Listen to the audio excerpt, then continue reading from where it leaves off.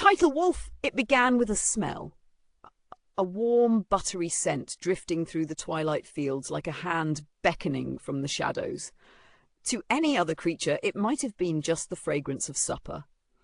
But to the wolf, lurking beneath the hedgerows, it was a promise, a temptation, a trap he didn't yet know he was walking toward. The sun had slipped behind the hills, leaving streaks of copper and rose brushed across the sky. The sheep had settled into their pasture, soft silhouettes against the fading light. And far off, near a crackling campfire, the shepherd knelt beside a cast-iron pan, humming as he worked dough over bubbling gravy. The wolf watched all of it with a hunger that went deeper than his stomach. He had spent days prowling these lands, wet nights, dry nights, long nights, always chasing the taste of something more satisfying than the thin rabbits and bitter roots he found.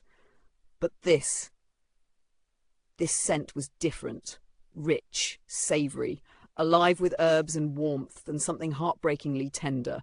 Shepherd's pie. The shepherd lifted the pan, steam billowing like fog from a hot spring. "Ah," he sighed, dropping the pie onto a small wooden table. Perfect. Then he stepped away to gather firewood. That was all the invitation the wolf needed. He slunk forward, belly low, breath held, eyes locked on the golden crust that gleamed beneath the moonlight. Every instinct snarled warnings at him. Too easy, too exposed, too unnatural. But hunger drowned them out. He imagined the flavours bursting across his tongue, imagined warmth filling the hollow ache in his ribs. Closer, closer. Just one paw on the edge of the table, then snap.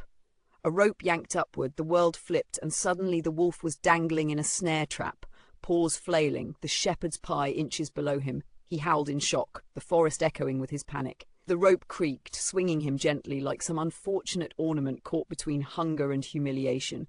From the trees, the shepherd stepped out, calm and unsurprised.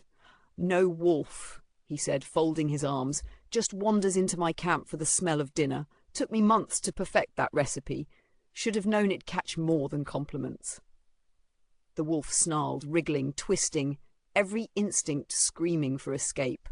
But the shepherd only crouched beneath him, studying him quietly, curiously even. "You're not the only one who's hungry," the shepherd said softly, "but there are better ways to eat than stealing." The wolf froze.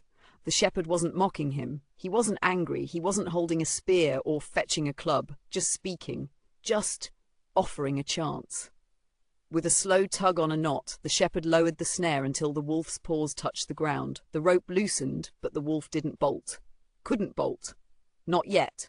Hunger still anchored him in place. The shepherd slid a small plate across the grass, a generous slice of shepherd's pie. "Take it," he murmured, "but understand something. Trust is rare and easily broken." The wolf hesitated, muscles trembling. Then he stepped forward and took a careful bite. Warmth flooded through him. Astonishment, gratitude, confusion. It was the first kindness he'd tasted in a long, long time. When he finished, he backed away, eyes locked with the shepherd's. A silent agreement passed between them. This night, no harm. This night, understanding. With the moon rising high above, the wolf disappeared into the forest, full for the first time in weeks and changed in ways he didn't yet understand. And by the campfire's crackling glow, the shepherd set another pie to bake. Just in case Trust decided to return tomorrow night. Remember, even the fiercest hunger can lead us into traps. But sometimes if we're lucky, it leads us to unexpected kindness too. If you enjoyed this story, please like, share and subscribe to help the channel grow.